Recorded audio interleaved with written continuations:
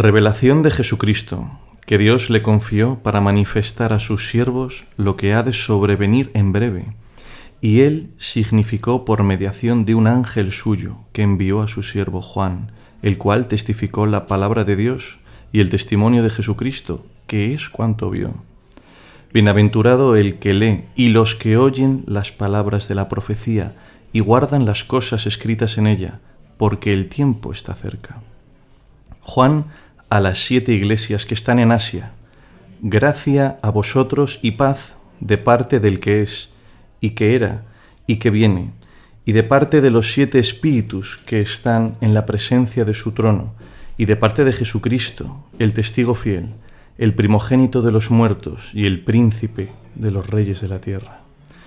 Al que nos ama y nos rescató de nuestros pecados con su sangre, e hizo de nosotros un reino, sacerdotes para el Dios y Padre suyo, a él la gloria y el poderío por los siglos de los siglos. Amén. He aquí que viene entre las nubes, y le verá todo ojo, y los mismos que le traspasaron, y plañirán sobre él todas las tribus de la tierra. Sí. Amén. Yo soy el Alfa y la Omega, dice el Señor Dios, el que es, y que era, y que viene, el Omnipotente. Bienvenidos al Club Dalroy. Para quien no se haya enterado, como yo, lo que ha leído nuestro querido Arturo Encinas es el comienzo del libro del Apocalipsis. Así que ajustados los cinturones porque se vienen curvas. Nos acompaña Arturo Encinas Canta la Piedra, nuestro querido ya recurrente amigo en el Club Dalroy, experto en poética y en narración y cosas así, y en poética audiovisual, es profesor en la Facultad de Comunicación de la Universidad Francisco Vitoria. Y es el hombre que sabía demasiado, tanto que se sacó un sexenio antes de ser doctor, lo cual para nosotros es todo un hito. Bienvenido Arturo y gracias por leernos este pasaje y por traernos a nuestra invitada, que te doy la palabra para que la presentes tú. Muchas gracias, Santiago. Es un honor estar otra vez en el Club Dalroy, en este lugar con la chimenea encendida, ambiente de pipa y olor a diversos alcoholes. No te hemos presentado, pero eres el capitán Dalroy. Ya saben nuestros oyentes qué cosas te caracterizan, así que no abundaremos en eso porque no hay nada peor para un argentino que estar todo el rato hablando de él. Y presentamos a nuestra invitada de hoy, que me hace mucha ilusión porque cuando estuvimos hablando hace unos meses sobre hacer un programa del Apocalipsis, evidentemente había que intentar traer a la referencia en español sobre el libro del Apocalipsis, que es Lourdes, ¿no? Evidentemente Lourdes García Ureña, que tengo aquí a mi lado, es una referencia internacional en el estudio del Apocalipsis y en aspectos muy concretos y diríamos que innovadores sobre el estudio de la Biblia en general. Esto lo vamos a ver ahora. Tiene un equipo internacional con el que trabaja. Lourdes García Ureña es doctora en Filología, es doctora en Teología, es profesora titular en la Universidad San Pablo CEU. Ella es especialista en literatura, es especialista en el libro del Apocalipsis. Una de sus tesis, la de Filología, trata precisamente sobre el Apocalipsis, la de Teología sobre el Salmo segundo, un estudio literario. Y hemos venido a hablar con ella porque es verdad que a veces para adentrarse en cuestiones aparentemente complicadas hacen falta personas que la conozcan muy bien, para saber de qué forma se pueden explicar de modo sencillo, ¿no? Yo he tenido la oportunidad de hablar con Lourdes, de leer a Lourdes, de escuchar a Lourdes, una persona que sabe de lo que habla perfectamente y va a saber transmitirlo bien. Así que Lourdes, te damos la bienvenida al Club Dalroy. Muchas gracias por acompañarnos. Muchas gracias a vosotros por esta oportunidad de colaborar en el club y sobre todo dar a conocer uno de los libros más enigmáticos que se ha escrito, que es el Apocalipsis. Entonces es una oportunidad que yo la verdad la disfruto y espero que los oyentes también la disfruten. Claro, seguro que sí.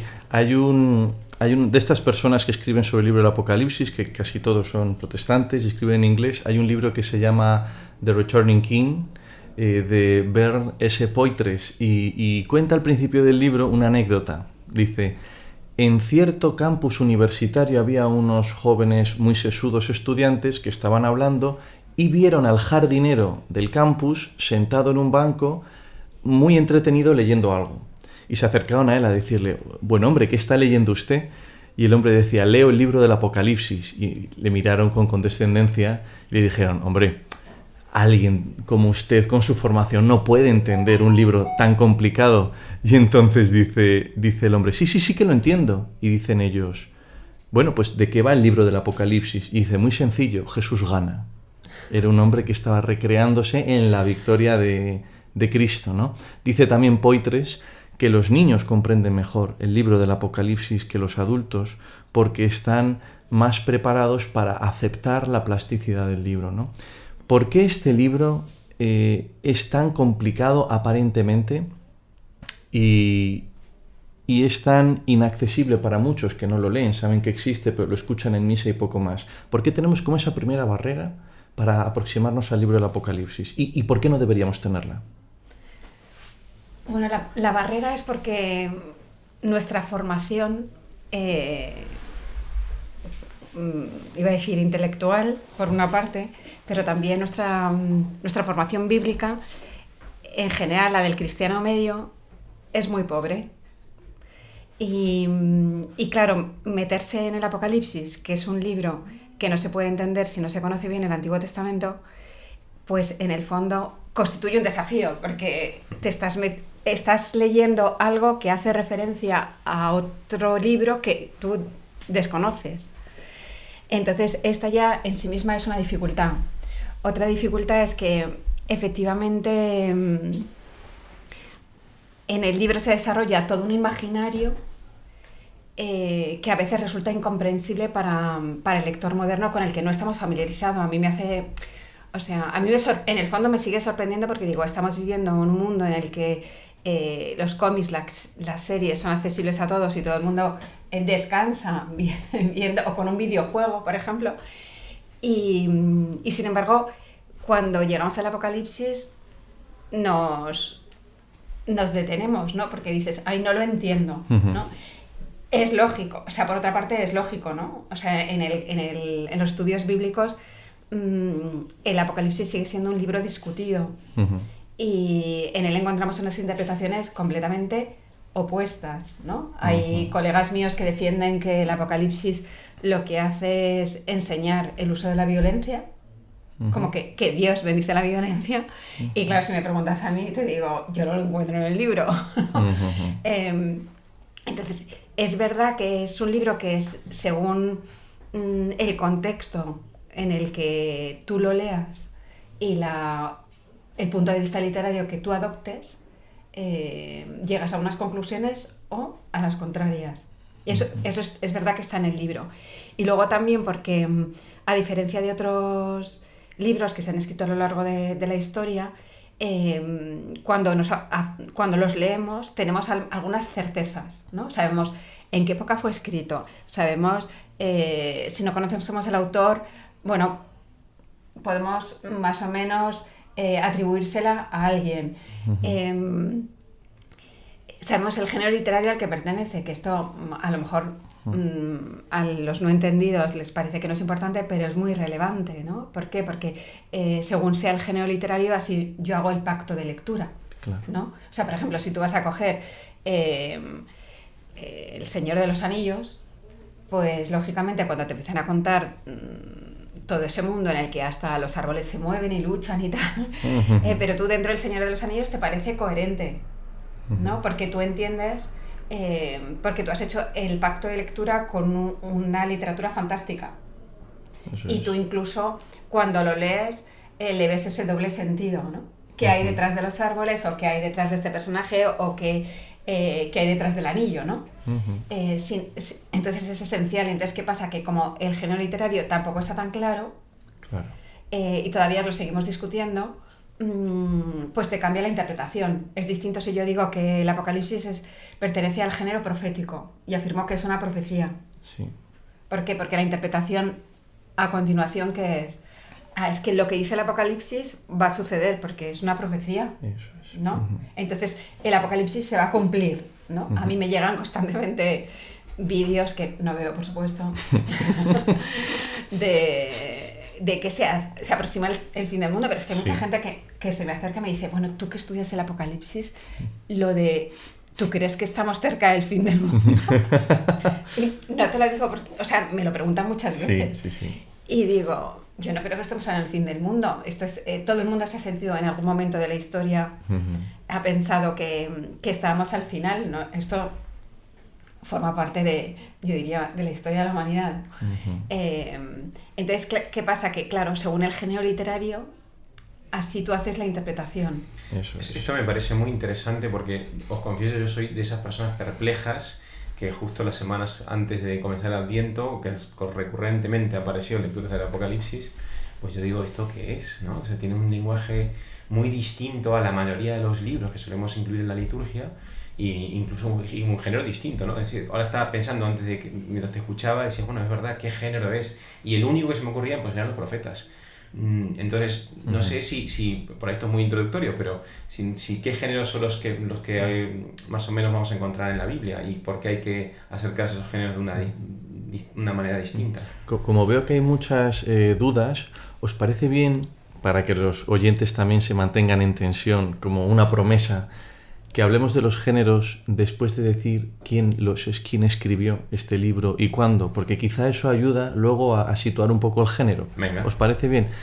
Lo primero de todo, Lourdes, hay gente que está con la mosca atrás de la oreja porque, claro, el Apocalipsis es un libro que está en el canon bíblico, el último, ¿no? Y hay algunos que dicen, bueno, es el Apocalipsis de San Juan Evangelista. Otros dicen, no, hombre, no. A ver, San Juan tenía una escuela en torno a él, la escuela joánica, seguramente la profecía le llegó a él, pero luego la redacción literaria es de su escuela. Y otros dicen, no puede ser, seguramente sea Juan el presbítero, o Juan el anciano, o sea, otra persona. Lourdes, no te voy a preguntar quién escribió el Apocalipsis, te voy a preguntar quién es más seguro que escribiese el Apocalipsis. ¿Quién es más seguro? Dice, a ver, la tradición apostólica, el inicio, claramente se lo atribuye a Juan el Apóstol. No, tenemos Ireneo, Justino, Clemente, que claramente en sus escritos dice, el libro pertenece a Juan el Apóstol, ¿vale? Y así en el siglo II se mantuvo, pero también es verdad que a final del siglo II hubo voces discordantes. De una parte porque, por lo que hemos dicho, que es un libro difícil de entender, y cómo se le iba a atribuir a Juan.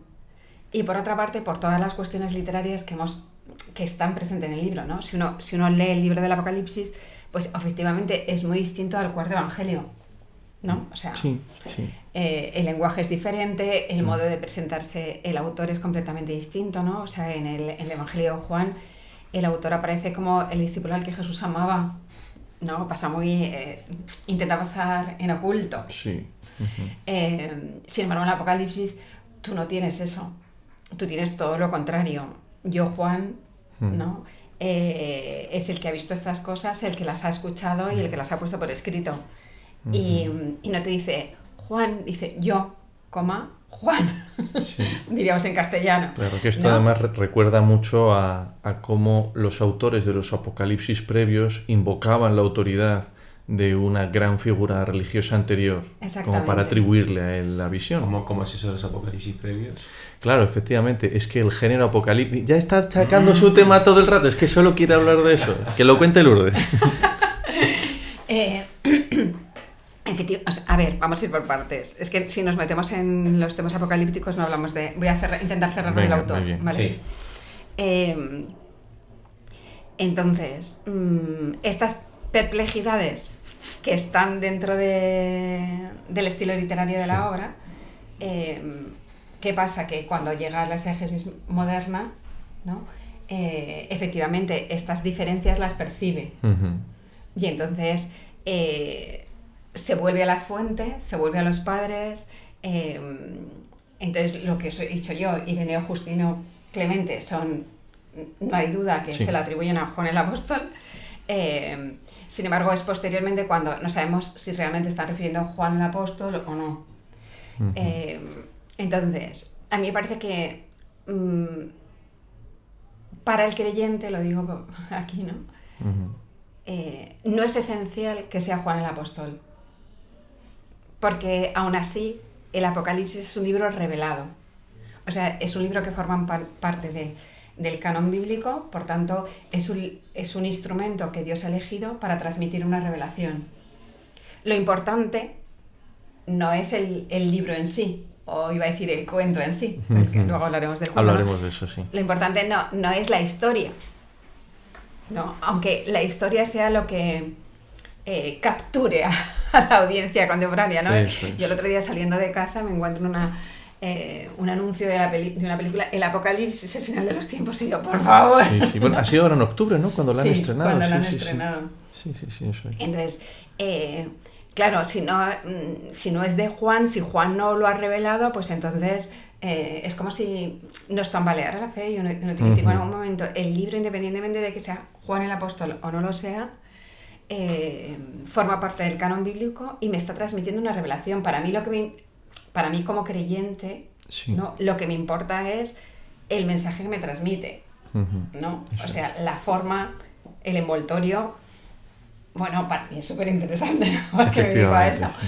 Pero al final es esencial, porque me acuerdo en un congreso que me decían, pero Juan, el autor, tuvo que tener la experiencia religiosa, ¿no? Y a lo mejor la puso por escrito más tarde y le dije, mira, no podemos demostrar que la tuvo, no podemos demostrarlo. Sería genial, le digo, pero yo en el siglo XXI como profesora universitaria no puedo decir esto es así, porque no tenemos la certeza.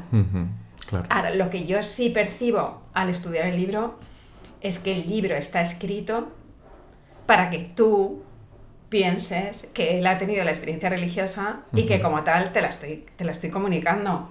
Eso está claro, pero hay toda una construcción literaria para que tú tengas esa percepción y digas, lo vio, ¿no? Y la fuerza es, esto pasó. Y tú dices, bueno, no lo sabemos. No lo sabemos. Y no importa. O sea, que el libro sea una construcción literaria que nunca viera nada, ni que nunca escuchara nada, no quita valor al libro. Eso es. Porque lo importante es que a través del Apocalipsis Dios revela algo que estaba oculto, o sea, revela algo que no se había transmitido. O sea, el libro tiene una función dentro de la revelación. No sé si me explico. Independientemente de que Juan lo viera o no, pues no sé, yo el día que vaya al cielo, pues espero que que no sé, Juan me dará un capón y me dirá incrédula, o me dirá, pues sí, claro, efectivamente, ¿no? Es verdad que en la construcción literaria del Apocalipsis hay como dos sentidos que están muy puestos en juego, que son la vista y el oído, que eso quizá podemos hablar ahora, de cómo constantemente nos transmite una sensorialidad que efectivamente son como signos de credibilidad, ¿no?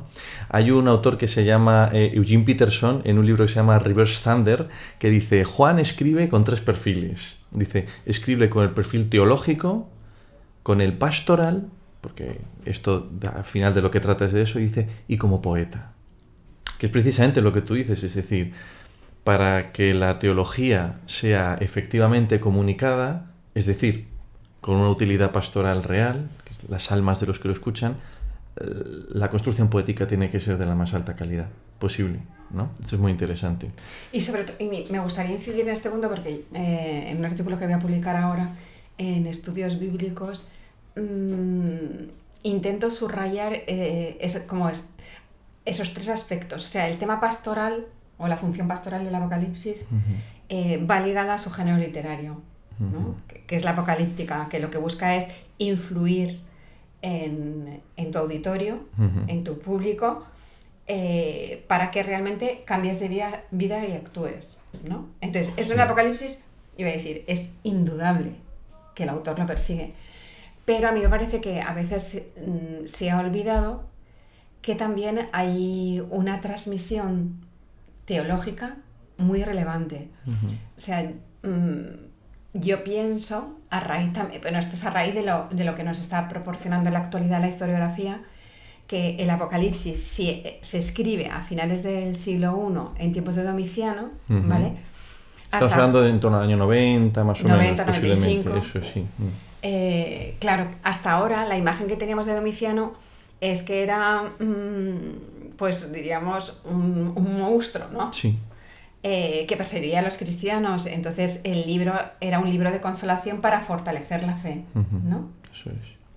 Pero ¿qué pasa? Que la historiografía lo que nos está mostrando es que esa imagen tan negativa es propia de los historiadores de la época, que no siempre esto tenemos experiencia, ¿no? Que cuando se proponen denostar a un político y que pase así a la historia, pues acaban consiguiéndolo, ¿no? Tienen que pasar luego siglos después para que podamos recuperar a veces la imagen real o el influjo real de ese personaje, ¿no? O de esa persona. Entonces tú dices, pues si realmente la época de Domiciano no fue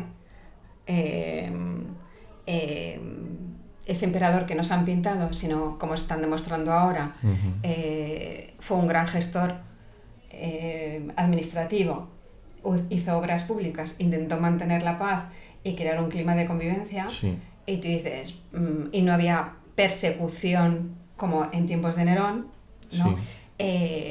La situación sociopolítica que viven las primeras comunidades cristianas es diferente, porque yo no me estoy defendiendo directamente, ¿no? Ahora, que es verdad que se encuentra el autor del Apocalipsis, que se presenta como Juan, ¿no? Que ve Juan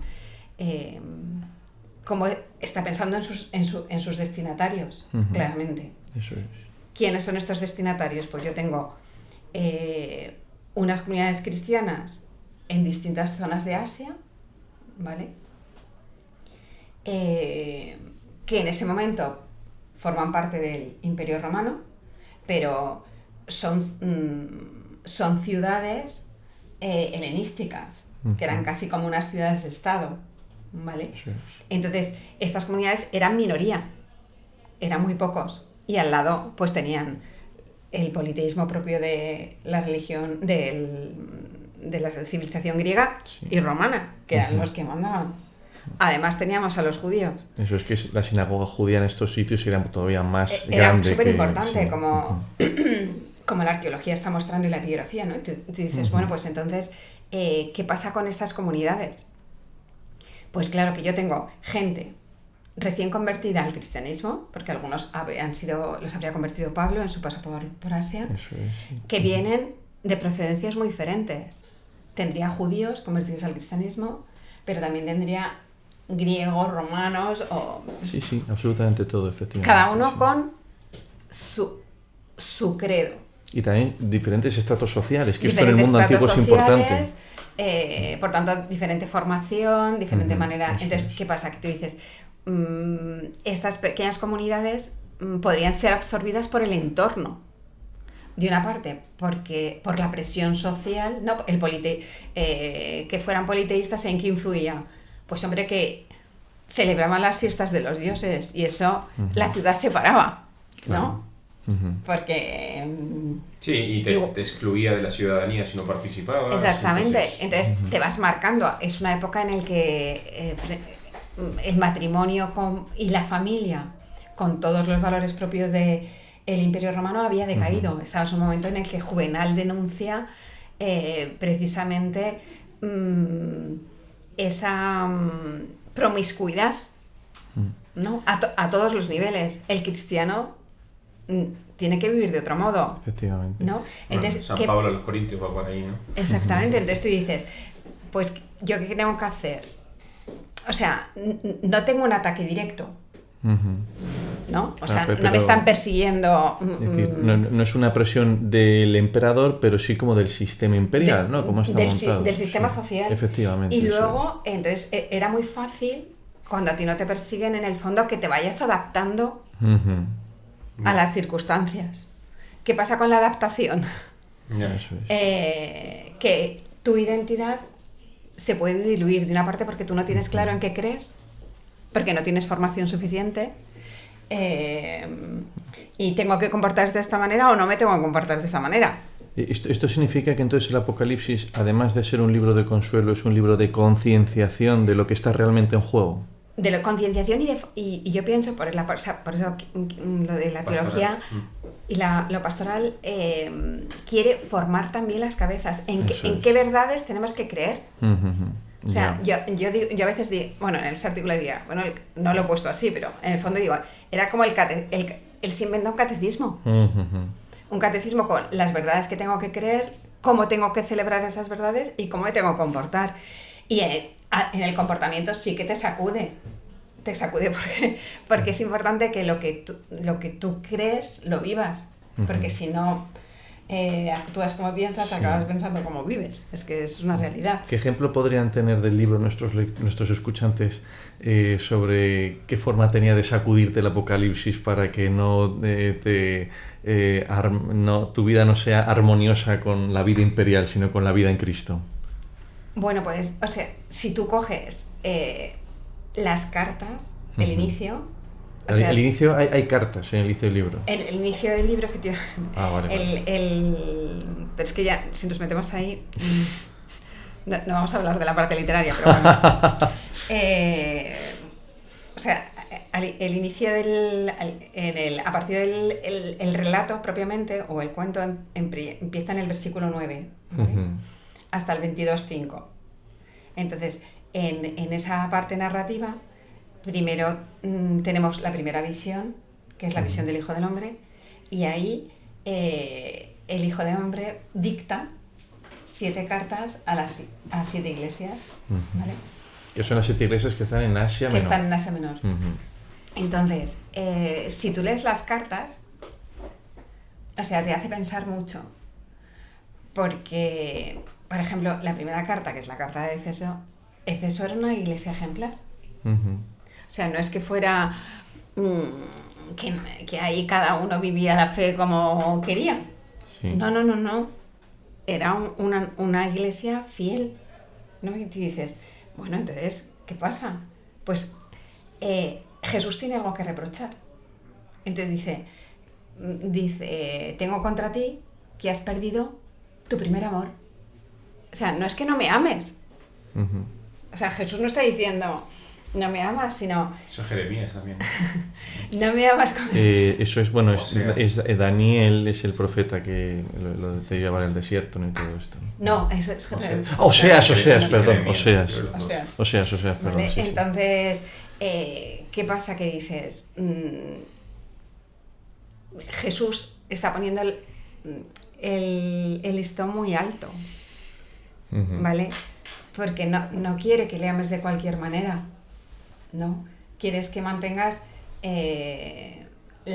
diría, el ímpetu, la ilusión o ese cuidado constante que se produce en el primer amor. El primer amor está todo el día pendiente de agradar y corresponder al amado, ¿no? Eso es. Luego, ¿qué pasa? Que luego llega la vida y la vida se convirtió como en Éfeso, una fe funcionarial, por así decirlo, ¿no? Que no es una fe encendida, que es lo que él quiere, porque a los tibios los vomita de su boca. Y luego, si vas viendo las otras cartas, por ejemplo, un tema es por eso te digo que denuncia la indiferencia ante el mal. Y esto es muy actual, ¿no? Porque uno dice, bueno, yo no estoy de acuerdo y yo esto no lo voy a hacer. Pero bueno, si los demás quieren, entonces consentimos, o sea, consentimos el mal, ¿no? O sea, no sé, tú piensas, pues a lo mejor yo estoy en contra de la eutanasia, pero estoy en un hospital, trabajo en un departamento de farmacología y si me piden la medicación... ¿No? Eso es. Yo no la pido, no estoy de acuerdo, pero yo doy la medicación. Oye, pues ya que has hablado de las 7 cartas y nos ha quedado más o menos claro que no es necesario que sea Juan, pero sí que se ha revelado que quizá el emperador a los cristianos no los tenía tan sometidos, pero sí que los cristianos podían adormecerse en su fe. Claro, has hablado ahora de 7 cartas, pero vamos a ver. Has dicho que el género es profético o apocalíptico, pero ahora ha salido el género epistolar. Eso es. Que es otro género diferente, porque de hecho parece una carta el libro. Entonces, también un poco para dar descanso a los oyentes y a Santiago, para que no tengan la pregunta detrás de la oreja. No sé si me puedes contar, a través de ejemplos concretos del libro, por qué podemos decir que ese es el género y no otro, el que vayas a defender ahora. ¿Y qué sentido tiene eso? ¿Y qué impacto y qué fuerza puede tener para un lector? Que tenga ese género y no otro, y se exprese de ese modo y no de otro. Entonces, mira, el género... Yo, por lo menos, pienso que el género literario al que pertenece es el apocalíptico.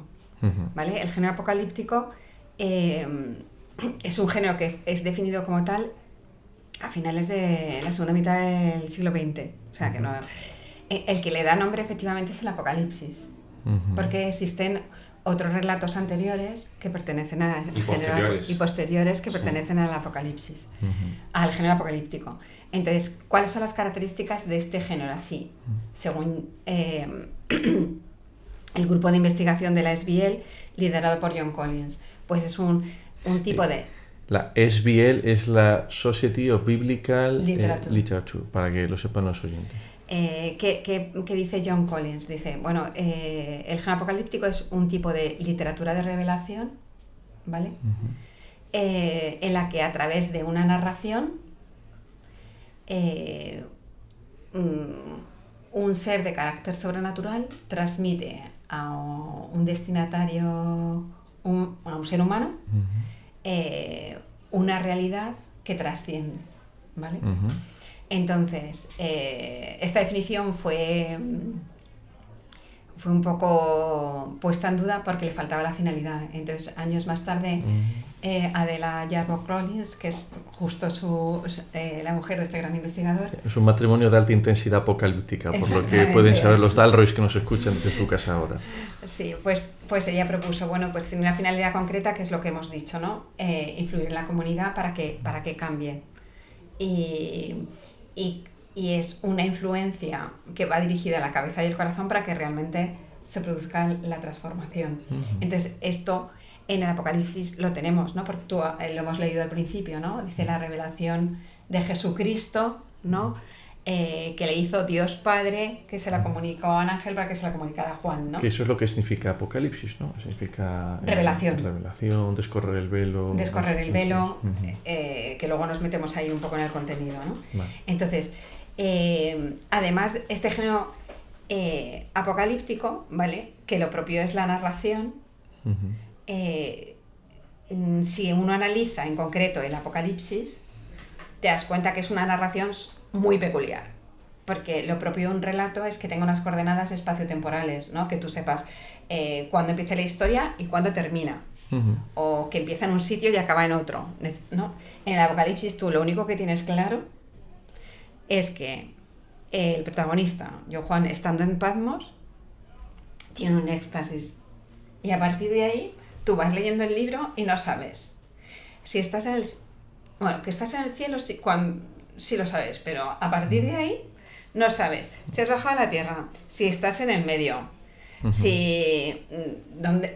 No lo sabes. No solo lugar, sino tiempo incluso. Y incluso el tiempo. El tiempo, tú pierdes la noción de tiempo, porque al final lo que tienes es la concatenación, una enumeración.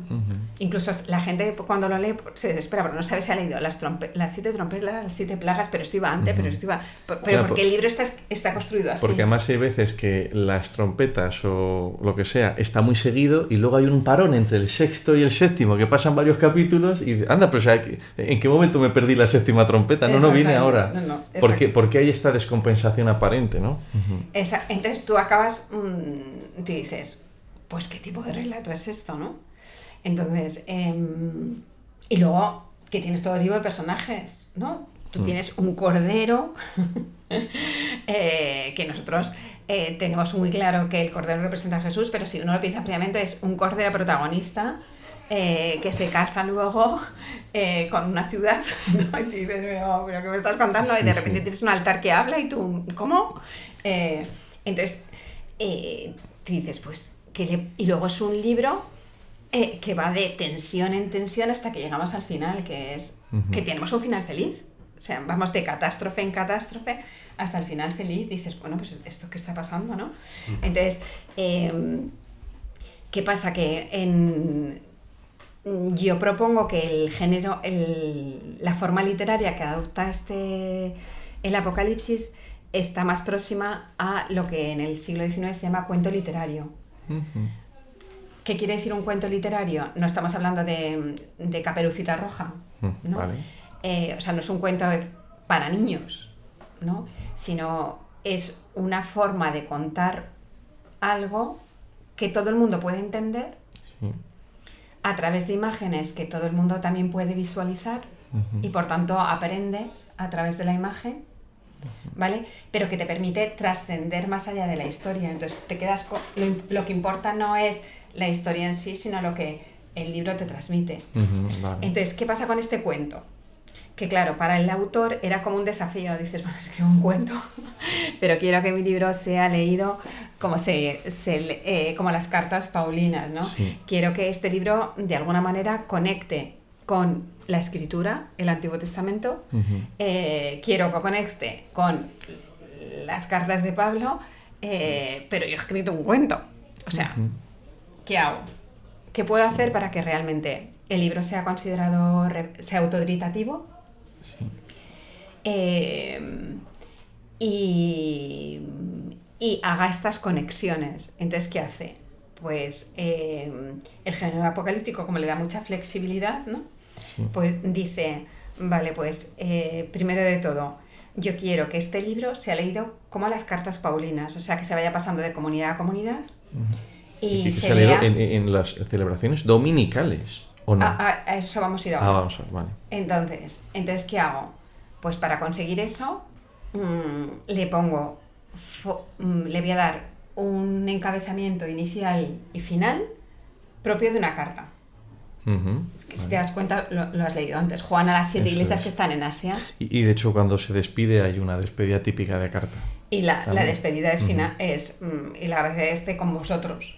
Eso Esté es. con todos, no con vosotros, con Sinceramente todos. suyo, me despido totalmente. Sí, vamos, que es la fórmula paulina para decir Sí, efectivamente o sea, eso, ¿no? es encabezamiento y final propio de las cartas de la época y en concreto adoptando el estilo de Pablo. Entonces, ¿qué estoy consiguiendo? Estoy transmitiendo que mi apocalipsis, mi cuento, ¿vale?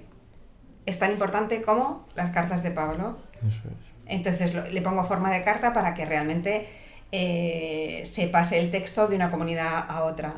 Ahora bien, muy interesante. ¿Dónde leo esta carta? ¿No? Porque... Vale. Que además Entonces, tiene una extensión, perdón, un poco más amplia que unas cuantas cartas de Pablo, ¿no? Algunas sí que son muy amplias de Pablo, pero... En el fondo tú lo podrías leer de un tirón. Sí, es 1 hora y media leyéndolo, más o menos, sí. Entonces, ¿qué pasa? Que dice, bueno, un momento, mi libro no se va a leer pues después de comer, junto al fogón, Ya. o les decía el otro día en la clase, ¿no? Pues en plan bucólico, a la sombra de un pino o de un olivo. Dices, no, no va a ser el contexto. Yo quiero que mi libro sea leído en un contexto específico, que es la liturgia. Entonces, junto con este encabezamiento epistolar y este broche final, ahí lo que hace es introducir 2 diálogos litúrgicos. Eso. ¿Vale? Entonces, que estoy obligando, en cierta manera, a que el libro sea leído en un contexto de oración. De hecho, se ha dicho que hay algunos autores que proponen que el libro ha sido escrito para ser leído antes de la Santa Misa, antes de la celebración de la Eucaristía. En el mismo lugar, con la misma Todo. gente. Entonces, ¿qué pasa? Que al meter esos 2 diálogos litúrgicos tú estás diciendo, tengo un libro que es un libro llamado a ser meditado. Al ser leído dentro de la liturgia lo que hace es actualizar el misterio hoy. Entonces, cada vez que se lee el Apocalipsis dentro de la liturgia, ese mensaje se está actualizando hoy, ahora, para esa comunidad. ¿Vale? Entonces, de alguna manera te está dando ya un contexto en el que tú tienes que leer el libro de otro modo. ¿Qué pasa con el tema de la profecía? Pues es súper importante. O sea, la obra está llena de referencias al Antiguo Testamento, concretamente de los profetas. Eso es. O sea, diríamos que tiene una melodía de fondo totalmente profética, también por los recursos literarios que utiliza. ¿Vale? Pues utiliza lo que se llaman las acciones simbólicas propias de los profetas, ¿no? Pues como en el libro, pues lo encontramos en los profetas, ¿no? Sí. Y dices, ¿y por qué Pues porque de alguna manera estoy manteniendo una continuidad, mi escritura con la escritura. Entonces, soy profecía en la medida en que mantengo esta continuidad con el Antiguo Testamento. Entonces, le da mucha fuerza al libro, porque el Apocalipsis no es un bestseller que nace de la nada, ¿vale? Sino un libro que entronca con lo que ellos ya consideran escritura, que es el Antiguo Testamento. Entonces, mi libro está ahí. No es diferente, ¿vale? Entonces, eso sería... entonces ya te he explicado la parte de... Entonces, el género literario, digo, es el Apocalipsis, pero utilizo una serie de formas literarias que lo que me hacen es que me garantizan la autoridad del texto, la conexión con la escritura, que el libro sea leído también en un contexto de oración. Por tanto, lo importante es lo que el libro tiene que decirme a mí. Entonces, ¿qué me tiene que decir el libro? Porque te dices, bueno, el contenido es... El otro día le preguntaba en la Semana de la Ciencia a un niño, digo, ¿y de qué trata el Apocalipsis? Me dijo, del fin del mundo. ¿No? Entonces, bueno, en ese momento no le quise...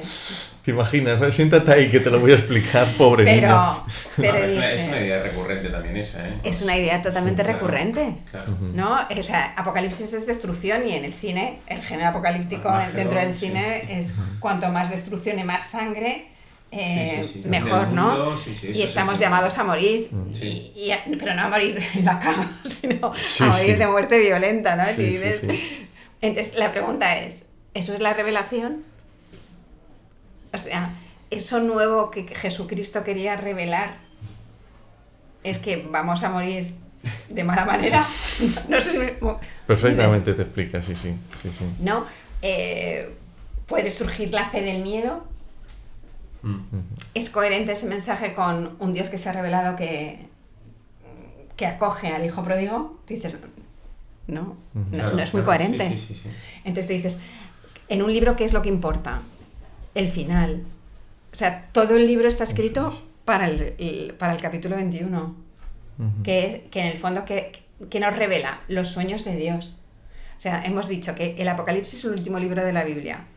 En el Génesis, el relato ya vista sobre todo, nos habla de ese paraíso maravilloso que Dios habría creado para el hombre, que había creado al hombre y a la mujer perfectos, para que fueran felices con él en el paraíso. O sea, el plan, yo siempre le digo a mis alumnos, Dios tenía un plan A, ¿no? Sí, eso es. Pero ese plan A de Dios siempre era en un contexto de libertad.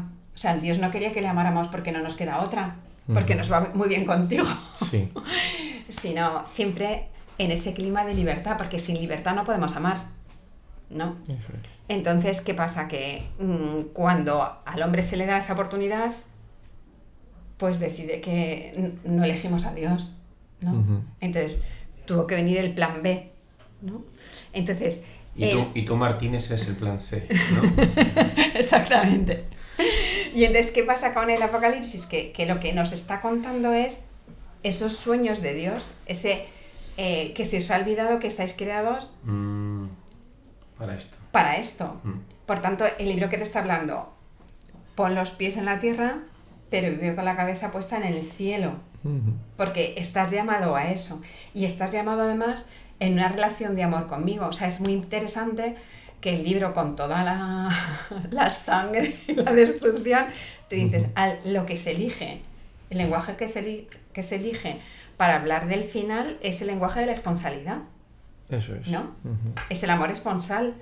Y tú dices, podría haber sido la filiación, ¿no? Aparece, que también aparece, pero ¿qué predomina? La responsabilidad. Y tú dices, bueno, ¿y por qué el lenguaje de la responsabilidad? Pues yo he pensado por dos cosas, ¿no?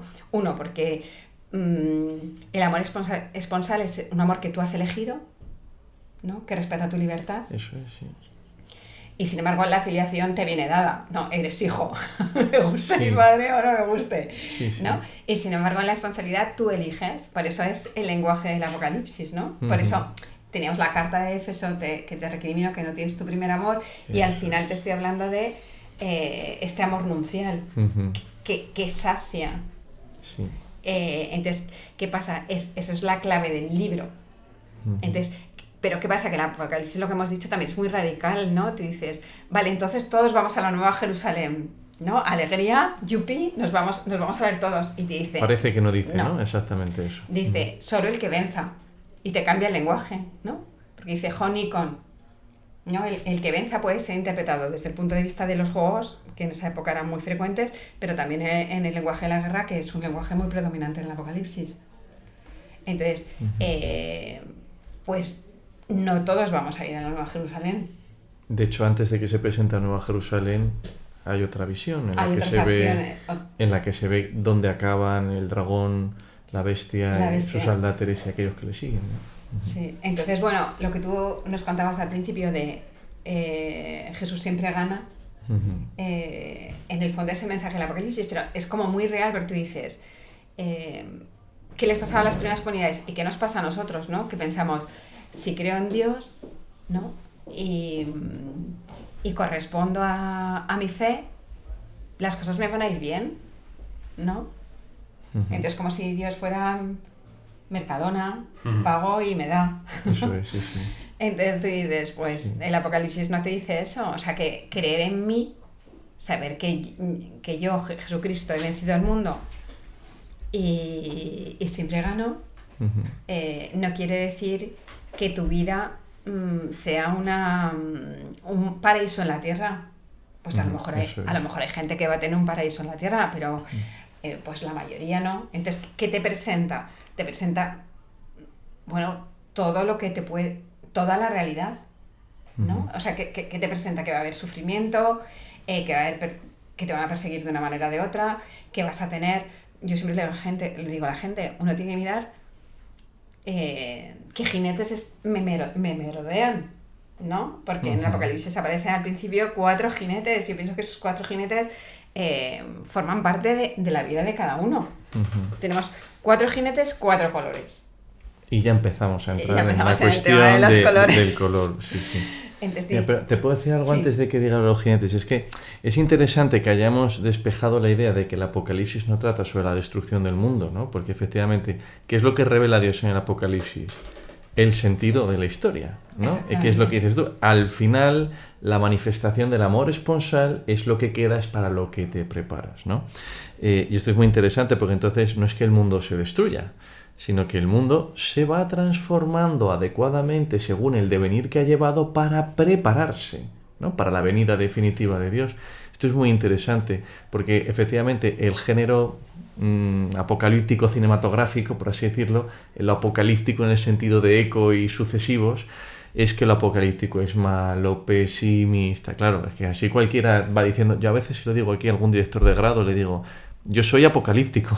Me dice, no, hombre, ¿qué dices? Y yo, pues, ¿qué puedo ser si no apocalíptico? Es decir, ¿cómo puedo vivir si no esperando que se cumpla el sentido de Dios en la historia, ¿no? Y entonces, siguiendo por aquí, una vez despejado esto, es interesante una cuestión que decía, Dios no es como Mercadona. De hecho, en el Apocalipsis lo dice tal cual, porque en el Apocalipsis los creyentes no pueden acceder al mercado porque no tienen la marca de la bestia. Hasta ese punto están separados de las dinámicas que definen las sociedades imperiales. Y es que como no tienen la marca de la bestia en la frente, no les venden, es decir, no comercian con ellos. Ellos tienen que vivir de otra cosa. Esto es muy interesante. Y en ese vivir de otra cosa, pero rodeado del imperio, hablas ahora de estos 4 jinetes, ¿no? Que cada uno tiene un color. ¿Podrías empezar a introducirnos un poco? Porque hay mucha gente que estudia el Apocalipsis, por ejemplo, estudia el símbolo del cordero, el símbolo del dragón, el símbolo de la bestia, o estudian el combate mitológico en el Apocalipsis, o el imperio, que esto es un tema que les encanta a los protestantes, el imperio y el Apocalipsis, imágenes del imperio, o estudian incluso ecología, temas ¿cómo se llaman ahora? Queer, la teoría queer se ha metido en el Apocalipsis, está haciendo de todo, ¿no? Pero tú propones el estudio del color. ¿Nos puedes contar a través de este ejemplo los 4 jinetes, que son como 4 figuras existenciales que están merodeando y con las que tenemos algún tipo de relación? ¿Cómo el estudio del color en el Apocalipsis, por extensión en la Biblia, puede ser interesante para que entendamos de qué está hablando el libro exactamente? Mira, yo creo que el color es más esencial en lo que nos creemos, ¿vale? en el Apocalipsis actúa de dos modos, ¿no? De una manera, te ayuda a identificar los personajes, y como el libro está escrito en voz alta, en el fondo el color te ayuda a saber en qué equipo juega cada uno, así en lenguaje coloquial, ¿no? Pues como para nosotros las camisetas de fútbol, ¿no? O sea, en el campo ves quién es quién por el color. Eso mismo lo hace el autor. Pero esto del color, perdona, ¿es así porque el color ya tiene como un simbolismo previo o el mismo libro construye ese simbolismo del color? Pues mira, yo pienso que el autor del Apocalipsis innova, aunque recoge una tradición cromática anterior que la encontramos concretamente en el Antiguo Testamento, ¿no? Tanto en la versión hebrea como griega. Lo que pasa es que tengo que estudiar todos los colores para poder hacerte la afirmación te entiendo. científica de... Pero bueno, lo que hasta ahora tengo estudiado es que recogiendo una tradición cromática innova y le aporta un mensaje teológico. Por ejemplo, eso se ve muy bien en el uso del blanco, ¿no? Hay un jinete blanco, ¿no? Hay un jinete blanco y los cabellos en la visión inaugural, si la leen los oyentes, el adjetivo de color que aparece es el blanco. Que el blanco que se utiliza en griego, leukos, no es solo blanco de tono, sino que es un blanco que transmite luz, ¿no? Mucha luz o mucho resplandor. Es una fuente de luz en sí misma. Es una fuente de luz. Es resplandeciente. Es resplandeciente. Entonces, si tú vas al Antiguo Testamento y al uso del color en el Nuevo, te encuentras que el blanco te encuentras que es signo de pureza, ¿no? Si vuestros pecados fueran como la grana, dice el profeta, pues los transformaré y los haré blancos como la nieve, ¿no? Que queda claro que la pureza. Sin embargo, si vamos al Nuevo Testamento, el color blanco aparece fundamentalmente, para decir para describir el pelo canoso, pero sobre todo se utiliza en escenas donde de carácter escatológico, donde lo que se quiere resaltar es la divinidad de Jesús, porque el blanco aparece en la transfiguración, en el Tabor, ¿no? Y sus vestiduras se hicieron blancas, ¿no? Y luego en la resurrección, los ángeles, los seres que aparecen tienen blanco, ¿no? Todo es blanco. Entonces, cuando tú vas al Apocalipsis, el primer adjetivo de color que te aparece es el blanco, para el Hijo del Hombre, para Jesús resucitado. Eso es. ¿Qué pasa? Que si tú analizas luego el blanco, empieza a ser un color que se repite a lo largo de toda la obra, ¿no? Y entonces se va atribuyendo a personajes que están en el cielo, por ejemplo los 24 ancianos, o las almas simuladas que reciben una vestidura blanca, ¿vale? Eso es. O la piedra que te voy a dar con tu nombre, que es de color blanco. Entonces el blanco, el trono al final aparece después de lo que tú has descrito antes, ¿no? Ese lago de fuego y azufre en el que van el profeta, la bestia, el dragón, todo, es de color blanco, ¿vale? Entonces tú dices, la gente dice, vale, pues el blanco la pureza. No es solo la pureza, es el color de Cristo, de un Cristo resucitado. ¿Qué me transmite el blanco? La resurrección va ligada a mostrar la divinidad de Jesús, ¿vale? Entonces, en ese blanco se está afirmando la obra redentora de Cristo, que ha muerto por nuestros pecados, nos ha salvado para darnos la vida. Por eso habla tan bonito de mis vestiduras son blanqueadas con la sangre del Cordero. Claro. ¿Vale? Eso es. Pero ya han sido lavadas, por tanto la pureza ya está. O sea, ¿y qué te añade el blanco? Pues la divinidad. Entonces, la divinización. claro. Acá hay una cosa que no me cuadra, porque nosotros siempre en manifestaciones audiovisuales populares hemos visto a los 4 jinetes del Apocalipsis como 4 seres terribles, pero ahora resulta que hay uno que es blanco. ¿Cómo es posible que... Dawkins, Hitchens y... ¿Cómo es posible que uno de estos 4 jinetes espantosos sea de color blanco? Porque yo pienso que el primero que tú dices espantoso, aunque hay una corriente dentro de la exégesis que considera que efectivamente es tan maligno como los demás, ¿vale? Si tú analizas el uso del color blanco sería la excepción, ¿vale? Entonces, quizá lo que hay que plantearse es que no es una excepción, que el primer jinete representa a Jesucristo y representa la victoria. Ya es un anuncio de la victoria. El primer jinete que aparece es el blanco. Es el blanco. Anda, vale, muy bien. ¿Vale? Y al final te vuelve a aparecer el jinete vestido, montando un caballo blanco con un ejército de caballos. Y además, un ejército de caballos, que mal, como me habla mi padre, la caballería. Bueno, que además casi siempre el jinete blanco viene acompañado de lo que tú has dicho, el vencedor, ¿no? Si mal no recuerdo, me parece. Se suele decir que el jinete blanco es el que viene venciendo. El que viene venciendo, claro, ¿no? Claro que sí. Entonces ya no estaría como al nivel de los jinetes de la peste, de la ya guerra. Vale. Entonces ya tenemos que Jesús gana, ¿no? Pero ¿qué pasa? Que Jesús gana, pero vienen 3 jinetes después, de 3 colores diferentes, ¿no? Uno es... está relacionado con el término pirros, que es rojo de llama, el siguiente es negro y el tercero es chloros. Entonces el chloros ha sido su significado ha sido muy discutido, porque el espectro cromático del chloros en griego es muy amplio, porque puede ser desde un verde hasta un amarillo, y tú dices, entonces ¿con qué nos quedamos, no?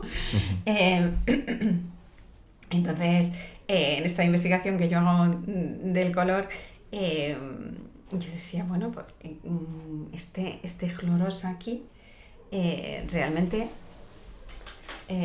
porque chloros en las 70, lo que indica es... En los 70, para que los oyentes no sepan, es la traducción que hicieron al griego de la Biblia hebrea, por así decirlo, ¿no? Cuando seguramente en la época helenística, en Alejandría y demás, ¿no? Entonces, es siempre el color de las plantas, de la vida. Y tú dices, pues aquí es que lo monta la muerte, ¿qué está pasando? ¿No? Entonces... resulta que chloros se utiliza mucho en medicina, aparece en el Corpus Hippocraticum, en estas obras atribuidas a Hipócrates, y utiliza mucho el chloros. Y lo utiliza, hay un momento en el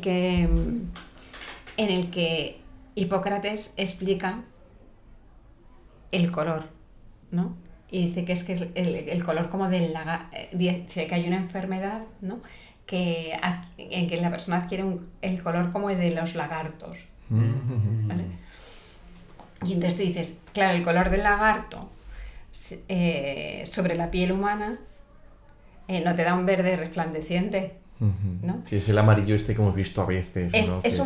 Es como nosotros lo hemos llamado verde muerte, porque cuando la persona agoniza va cambiando el color, y cuando la persona muere, uno de los colores que adquiere es como un verdoso, ¿vale? Un verde muerte. Entonces representa muy bien el color de caballo a su jinete. Claro.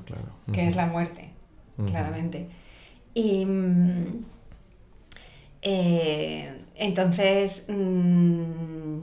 bueno, tenemos luego los otros 3, entonces que cada uno representa, uno la guerra, el otro el hambre y la muerte. Entonces, ¿por qué es importante el color? Porque el color te ayuda a identificar la realidad. Entonces, en un mundo confuso, en el que, como estamos ahora, ¿no? que uno a veces no sabe si es bueno, si es malo, si es regular. Lo mismo, uno afirma una cosa que te dicen la contraria, ¿no? El color es algo que tú puedes, que es tangible, que tú tangible, que es visible, que tú lo puedes percibir.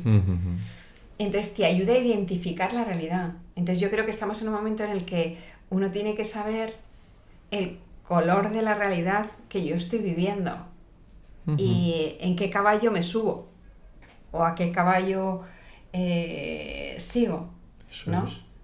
Porque Chloros, el caballo Chloros lo tenemos ahí, lo tenemos no solo la muerte se acerca en casos de conflicto bélico, es que lo tenemos en los hospitales, lo tenemos en las clínicas abortivas, lo tenemos en una píldora del día después, ¿sí? ¿No? Entonces tú dices, bueno, uno tiene que saber con qué me estoy relacionando.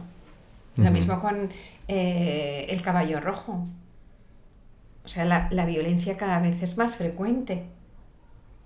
A mí, no sé, antes en la universidad la violencia estaba erradicada y ahora... Sí, efectivamente. Sí.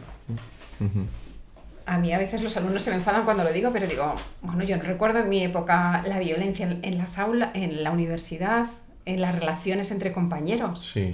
Y sin embargo ahora, vamos, que como a alguien se le tuerza algo, puedes tener un problema. Sí.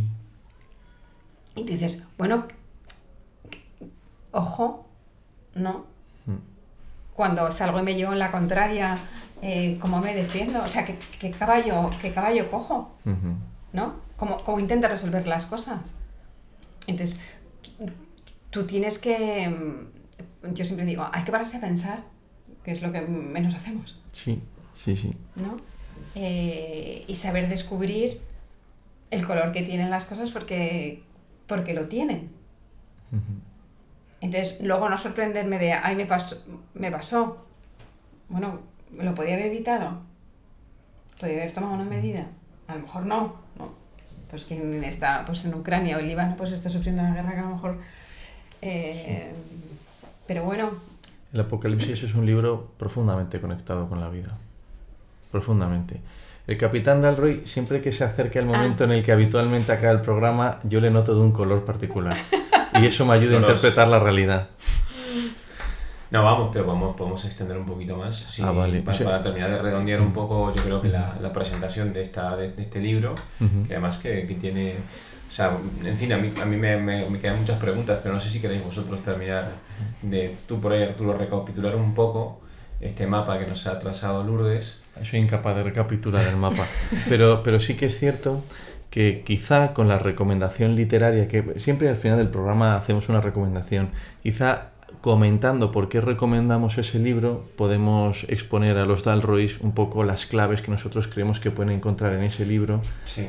para que puedan entenderlo. Tiene que ser un libro al alcance de muchos entendimientos, porque es verdad que un problema, no sé si es un problema o una circunstancia que tienen los estudios bíblicos, es que la gente que se dedica al estudio de los libros de la Biblia, o sea, acaban en un bucle, estáis dentro de un bucle muy especializado, muy especializado. Entonces, claro, es un universo conceptual muy grande, complejo, con muchas implicaciones, y es verdad que nos puede parecer súper interesante esta breve obra de 700 páginas que ha sacado no sé qué profesor de Michigan, que además está en un inglés muy raro, pero efectivamente eso no es accesible a todo el mundo. Entonces tenemos que recomendar alguna obra, preferentemente sería un libro, yo creo que en este caso seguramente sea así, que nos ayude a entender algún aspecto que consideremos que es importante en el libro del Apocalipsis. Yo, como soy el absoluto ignorante de esto, voy a hacer el primero. Sobre todo porque si son malas recomendaciones, podéis decir que no. No le hagáis caso. Pero bueno, a mí hay una obrita que es muy divulgativa, que está muy al alcance de todos los lectores, que es La Cena del Cordero de Scott Hahn. No sé si os... Sí. Que bueno, realmente es una explicación de la misa, pero a la luz del Apocalipsis. Y lo otro, esto me da un poco de vergüenza, pero lo tengo que hacer porque siempre he querido recomendar a Johnny Cash, que además tiene una canción que se llama When the Man Comes Around, o When the Man Comes Around, que es bueno, pues está inspirada en su lectura protestante del Apocalipsis. Estupendo. No sé qué tal el libro de Scott Hahn, o si... Bien, yo lo leí hace unos años. A mí sí me gustó, está muy bien porque además es muy cercano y te argumenta cosas tan sencillas como: aunque estés en una misa que no te gusta, estás participando de algo que está mucho más allá de las imperfecciones a partir de las cuales nosotros hacemos las cosas en la tierra, ¿no? Sí, está muy bien. Bueno, entonces ahí lo dejamos. Lourdes, su turno. Pues mira, yo sí animaría a leerlo antes de dar una recomendación del libro que te explique. Yo creo que hay que tener la valentía de leerlo y para leerlo dejarse llevar por el libro. O sea, primero, leerlo un poco como Juan quería. Pues soy creyente, voy a hacer oración con este libro, porque al final es palabra de Dios, ¿no? Algo me va a decir seguro, ¿no? Entonces, leerlo en ese contexto y luego dejarse llevar. O sea, yo creo que el error es que me desespero porque, no entiendo, quiero entenderlo todo. Yeah. Entonces, tú dices, no busques entender tanto, sino intenta seguir lo que el autor te va marcando. Te dice que mires, pues mira, ¿no? Eso, yeah. Te dice que oigas, pues oye, ¿no? Te dice que participes en la liturgia, pues reza con esas cosas que al final son reveladas. Dios ha querido que reces sirviéndote de esas palabras, ¿no? Eso es. Y dejarte soltar un poco la imaginación, no buscar tanto el resolver sinceramente, cada coma, cada símbolo, cada imagen, y a veces leerlo de corrido, porque si no la gente lee versículos y entonces se produce ya un conflicto, porque no lo entiendo, pero ¿cómo puedo decir esto? Sí. Entonces me parece que a veces hay que decir, venga, voy a leer las 7 trompetas, me voy a leer la caída de Babilonia, y dejar que te envuelva también. Hay una estética, hay una música que no me ha dado tiempo a hablarla, que está ahí, que nosotros ahí tenemos, no podemos quizá escuchar la melodía como probablemente las primeras comunidades cristianas sí que ponían melodía aparte de los textos, nosotros no. Pero dejarte o sea, abrirte al misterio. No todo lo que leemos lo tengo que entender al 100%. Sí. ¿Sí me explico? Y yo creo que así el libro habla. Apocalipsis es un libro en el que hay que entrar, y entrar requiere una inversión, tanto de tiempo como de la voluntad, eso es verdad. Sí, o sea, no es como leerte una novela cualquiera, porque la densidad de cada línea en el Apocalipsis, o sea, hay que leerlo muy despacio. Hemos dicho que se tarda 1 hora y media en leer, pero hay que leerlo despacio. Pero toda la Sagrada Escritura es un poco así. Es decir, es verdad que desde lejos parece muy gorda, pero es el resultado de muchos cientos de años, de muchas personas reflexionando lo que iba a haber ahí, ¿no? Entonces hay que leerlo, yo creo, también con esa tranquilidad. Efectivamente. Y luego, hombre, me parece que los escritos que tiene Hugo Bagni, que algunos han sido traducidos al castellano, me parece que son siempre una ayuda. O a veces las notas de algunas Biblias, por ejemplo, las notas de la Biblia de la Universidad de Navarra están muy bien. Efectivamente, que además la Biblia de la Universidad de Navarra tiene volúmenes. Tiene volúmenes, ¿no? Entonces tiene uno dedicado al Apocalipsis. Pero bueno, yo hay veces que digo, no leas ni las notas. Ya, te entiendo, sí. Métete en el relato. Bueno, de Hugo Bagni, uno que es bastante divulgativo, creo yo, que se puede leer, es este de El Apocalipsis, una asamblea litúrgica interpreta la historia. Ese me parece que es bastante sencillo. Es sencillo y accesible a todos. Además, el subtítulo es muy interesante. Una asamblea litúrgica que interpreta... O sea, interpreta la historia, me parece que... Pero luego tenemos de el Apocalipsis, exegética, hermenéutica... ¿Cómo se llama? Estética, hermenéutica... Ese es más... Este es muy complicado, me parece a mí. Es más complicado. Pero el de la asamblea litúrgica que interpreta la historia, efectivamente... Y luego hay otro en El Mensajero, que es de él, que me parece que se llama tal cual El Apocalipsis. Sí. Que es como una versión breve y más sencilla que también es accesible a todos. Sí. Hombre, con estos libros que habéis dicho ya iríamos bien, ¿no? Yo, por ejemplo, puedo recomendar por supuesto, recomiendo el libro de Lourdes, que está editado por el CSIC, iba a decir el ESIC. Pero ese es para más especializados. O sea, yo, así para quien no sepa nada, el año pasado, o hace 2 años ya, en Reseña Bíblica me publicaron un artículo sobre el Apocalipsis. ¿Cómo se llama? El título llama? es Llamados a luchar. Llamados a luchar. O Llamados a vencer, no, es que creo que al final lo cambié. Vale. Creo que es Sí. Llamados a vencer. Y bueno, me parece que... Bueno, es un artículo sencillo, pocas páginas. Que a partir de ahí se puede hacer una buena introducción. Bueno, pues es que este libro tuyo está muy bien para los que están metidos en literatura, porque tu libro se llamaba El Apocalipsis, pautas literarias de lectura. No es muy extenso, pero también se le da espacio, ¿no? Y luego hay una experiencia que se puede hacer, que es coger un libro de comentarios bíblicos, por ejemplo, Casa de la Biblia. Los que tradujeron Casa de la Biblia al español en los años 90, luego hicieron cada uno un comentario perícopa por perícopa del libro del Apocalipsis y de todos los anteriores. Entonces, una cosa que se puede hacer es, después de esa primera lectura reposada de la Cava Lourdes, es ir día por día leyendo perícopa a perícopa y leyendo el comentario que hace el comentarista, porque ahí también uno empieza a ver cuáles son las conexiones que hay con el Antiguo Testamento. Claro. y empieza a desgranarlo.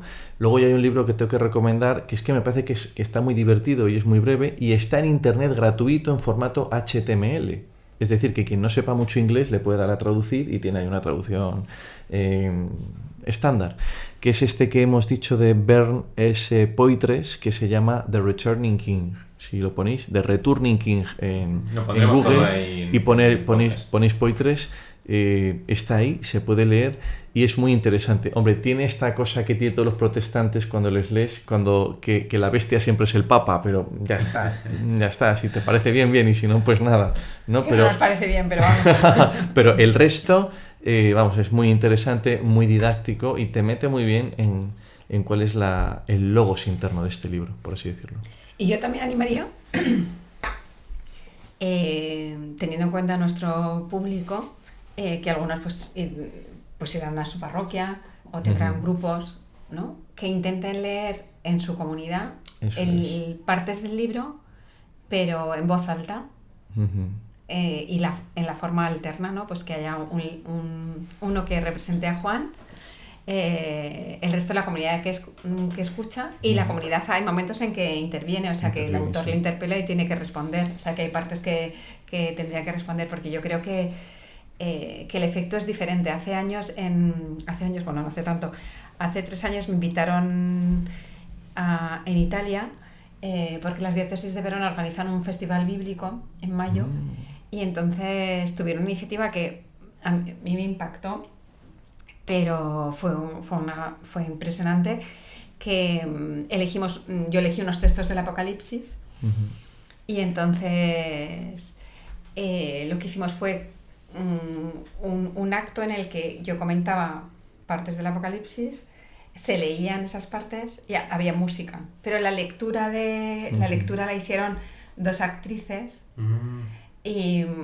mantuvieron la forma dialogada, y os digo que el texto en voz alta, declamado por profesionales, es otro libro.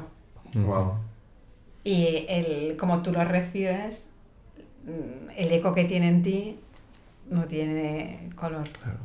Qué bueno. Fantástica recomendación. Sí. Recomendación. Pues nada, aquí lo vamos a dejar, Lourdes. Muchísimas gracias. A vosotros. Yo he aprendido un montón. O sea, me llevo además vuestros consejos, ambos, también de Arturo, que no lo he dicho al principio, pero Arturo también trabajó el Apocalipsis en su tesis doctoral. Exactamente. Así que... yo doy fe de ello. Sí, Lourdes estuvo en su tribunal, o sea que... No, Lourdes estuvo... como revisor. Estuvo dando cera. Bueno, sí. Muy bien. Así que nada, de verdad que ha sido interesantísimo, y yo creo que ojalá que esto pues, nos pueda animar a muchos a entrar de esa manera que Lourdes nos ha recomendado, además, en este magnífico libro, que las claves de verdad que a mí me han ayudado un montón, estas claves que habéis dado. Así que nada, pues aquí lo dejamos. Gracias a vosotros por invitarnos al Club Dalroy a hablar de este libro tan importante. Eso. Venga, pues hasta la próxima. Un abrazo. Gracias. Queridos amigos del Club Dalroy, muchas gracias por escuchar este episodio. Os animamos, si no lo habéis hecho ya, que os suscribáis a nuestros canales en Spotify, en YouTube, donde pronto empezaremos también a publicar algunas entrevistas y contenidos interesantes. Y por supuesto que si creéis que este episodio puede interesarle a alguien que conozcáis, que nos ayudéis a darlo a conocer. Y también que nos pueden seguir en redes sociales, Twitter, Instagram, y escribirnos cuando quieran.